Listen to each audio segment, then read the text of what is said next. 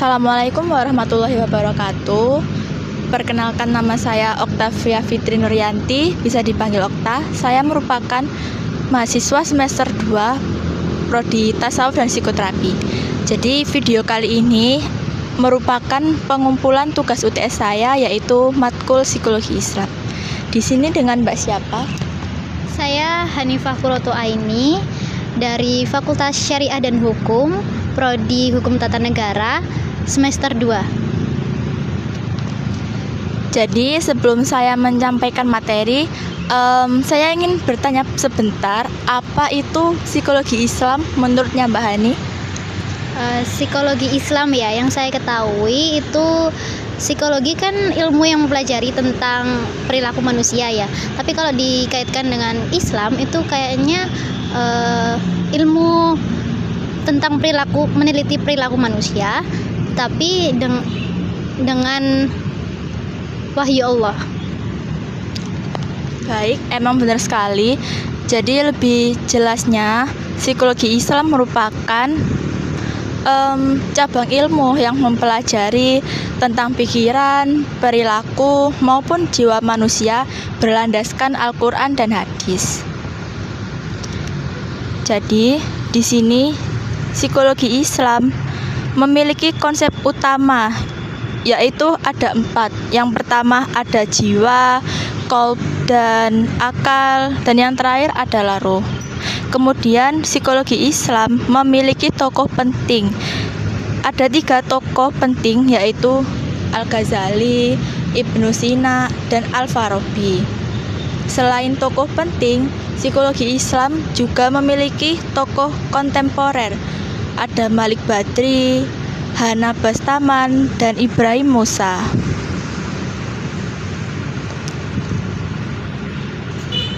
Kemudian, psikologi Islam juga mempelajari fitrah dan insan kamil. Kalau menurut saya, sejak lahir manusia sudah memiliki fitrah. Kemudian, jika insan kamil, insan merupakan manusia, sedangkan kamil yaitu kesempurnaan.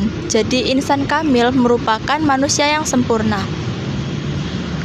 Kemudian, ciri-ciri insan kamil yaitu mampu mengeksploitasi dan mengaktualisasikan nama-nama Tuhan.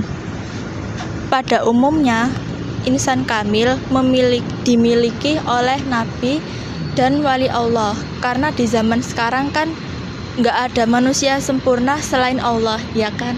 Benar sekali. Lanjut ke psikologi Islam menurut paradigma dan argansinya. Di sini paradigma ada 3, yaitu ontologi, epistemologi, dan aksiologi. Yang pertama, ontologi merupakan membahas tentang hakikatnya manusia, sedangkan epistemologi menjelaskan bahwa pengetahuan tentang manusia bersumber dari akal dan kolbu. Dan yang terakhir ada aksiologi, menjaga fitrah manusia agar tetap bersih. Jadi manusia itu sejak lahir sudah memiliki fitrah. Sekian materi singkat dari saya.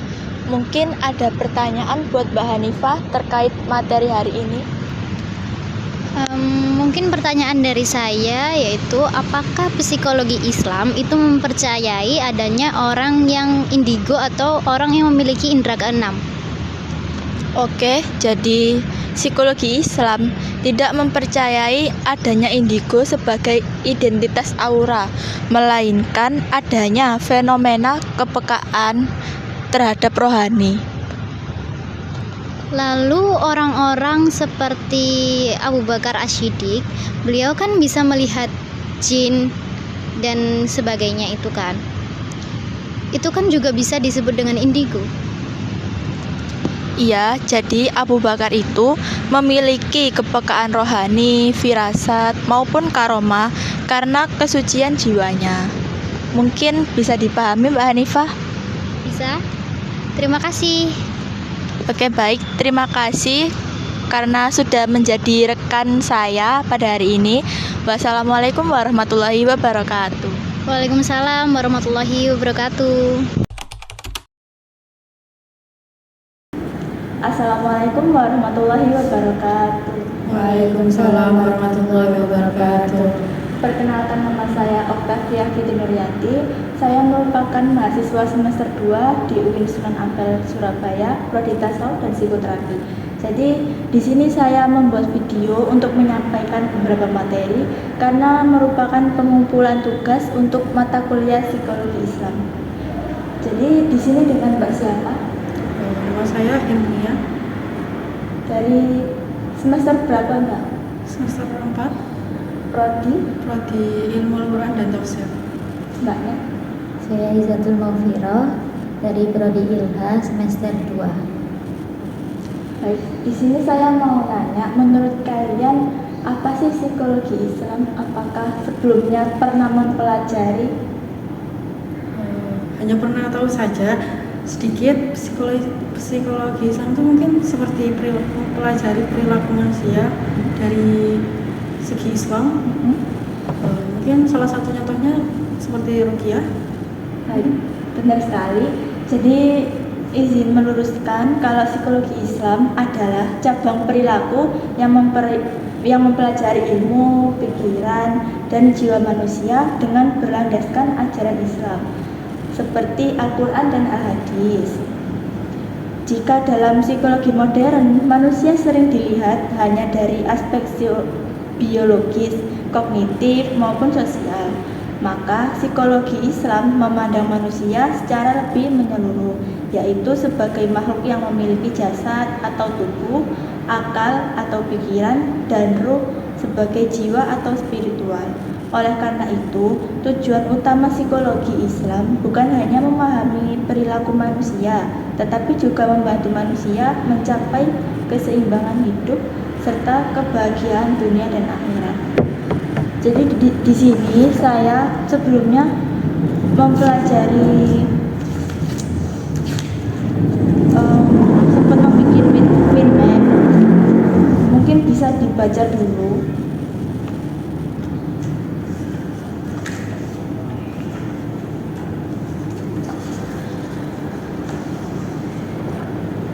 Selama materi kemarin saya sempat mempelajari salah satu konsep penting dalam psikologi Islam, yaitu tentang struktur jiwa manusia. Dalam pandangan Islam, jiwa manusia terdiri dari beberapa unsur seperti kolbu atau hati, nafs atau jiwa, dan akal adalah akal. Kolbu berperan sebagai pusat kesadaran spiritual dan moral yang menentukan baik buruknya perilaku seseorang, sedangkan nafs adalah dorongan atau keinginan dalam diri manusia yang bisa mengarah pada kebaikan maupun keburukan tergantung bagaimana dikendalikannya. Selain itu, psikologi Islam juga memiliki pendekatan dalam mengatasi masalah kejiwaan. Misalnya, ketika seseorang mengalami kecemasan atau kesedihan, maka selain menggunakan metode psikologi modern seperti konseling, juga dianjurkan untuk mendekatkan diri kepada Allah melalui doa, sholat, membaca Al-Quran, dan berzikir. Aktivitas ini diyakini dapat memberikan ketenangan batin dan memperkuat mental seseorang. Kesimpulannya, psikologi Islam adalah ilmu yang mempelajari manusia secara menyeluruh, mencakup aspek fisik, mental, dan spiritual dengan berlandaskan ajaran Islam. Tujuannya adalah membantu manusia memahami dirinya, mengendalikan nafsu, serta mencapai ketenangan jiwa dan kebahagiaan yang sejati. Dengan memahami psikologi Islam, seseorang diharapkan dapat menjalani hidup dengan lebih seimbang, bermakna, dan lebih dekat dengan Allah. Jadi sekian penjelasan singkat dari saya. Mungkin ada yang perlu ditanyakan? Mungkin dari saya cukup. Dari Mbaknya? Terima kasih Kak atas waktunya. Wassalamualaikum warahmatullahi wabarakatuh. Waalaikumsalam warahmatullahi wabarakatuh.